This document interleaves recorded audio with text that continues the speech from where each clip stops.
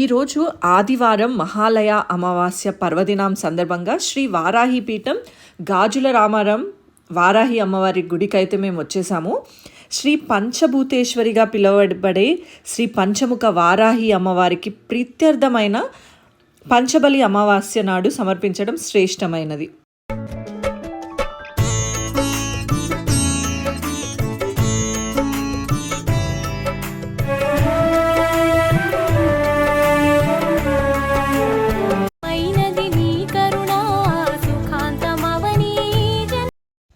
ఇక్కడ అమావాస్య నాడు పంచబలి ఇవ్వడం శ్రేష్టమైనది.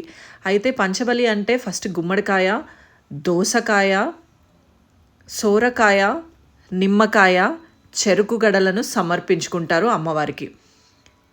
ఇవి ఎవరైతే వాళ్ళ రుణ బాధలు, శత్రుపీడ, పితృదోషాలు, ఇంకా వాళ్ళు కోరుకున్న ఎలాంటి కోరికలైనా తీరాలి అని అంటే వాళ్ళు అమ్మవారికి ఇలా పంచబలిని సమర్పించుకుంటే వాళ్ళ బాధలన్నీ తీరుతాయి.